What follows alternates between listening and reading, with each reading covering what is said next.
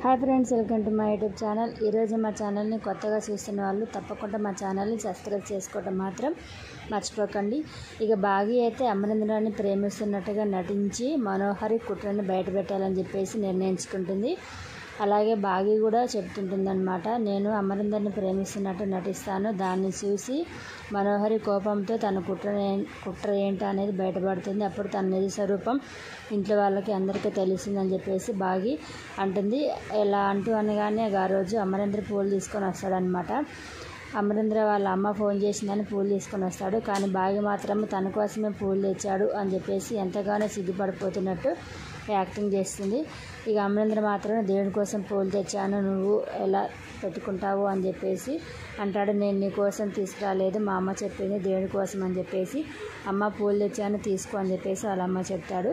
అప్పుడు వాళ్ళ అమ్మ, నేను చెప్పాను ఆ దేవుడి కోసం అని చెప్పేసి, నేను బాగి కోసమే తెమ్మన్నాను అని చెప్తుండగా మనోహరి అలాగే చనిపోయిన తన భార్య ఆరు అందరూ వింటూ ఉంటారనమాట.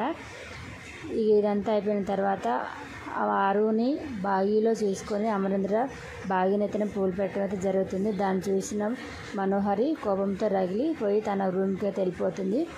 ఇక నెక్స్ట్ ఆరు తను కూడా ఎంతగానో ఈర్షపడుతుంది అనమాట. ఇలా చేశాడు ఏంటని చెప్పేసి, ఇక నా పిల్లల కాడికి వెళ్తాను చూసుకుంటాను, నాకు ఒక రోజే టైం ఉందని చెప్పేసి వెళ్తుండగా మనోహరి రూమ్ దగ్గరికి వెళ్ళగానే మనోహరి చెప్తుంది తను చేసిన కుట్రని అమరేంద్రకి బాగా ఎలా దగ్గర అవుతుంది, తనని చంపేస్తాను, ఈ అక్క చెల్లెలు ఇద్దరు సావడానికే పుట్టినట్టున్నారు నా చేతిలో, అమరేంద్రం చేసుకుని వాళ్ళ అక్క చనిపోయింది, ఇప్పుడు వాళ్ళ చెల్లె వచ్చింది, వాళ్ళ చెల్లెని కూడా తన దగ్గరికే పంపిస్తాను అని చెప్పేసి అంటుంటే, అప్పుడు ఇన్న ఆరు వెంటనే గుప్తా దగ్గరికి వెళ్ళి అడుగుతుంది అనమాట.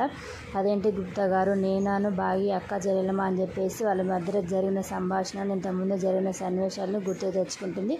అప్పుడు గుప్తా గారు కొంచెం షాక్ అయిపోయి నిజం తెలిసిందేమో అన్నట్టుగా అనుకొని మళ్ళీ దాన్ని మార్చి చెప్తాడు. మీ ఆయన్ని చేసుకుంది కాబట్టి నీకు చెల్లె అవుతుంది కదా, అందుకనే ఆ బాలిక అలా ఆలోచించి నీకు చెల్లె అని చెప్పేసి అంటుంది, అప్పుడు నువ్వు తనకి అక్కే అవుతావు కదా అని చెప్పేసి నచ్చ చెప్తాడు. మరి అసలు ఏమవుతుందో నెక్స్ట్ ఎపిసోడ్లో మనం చూసుకుందాం.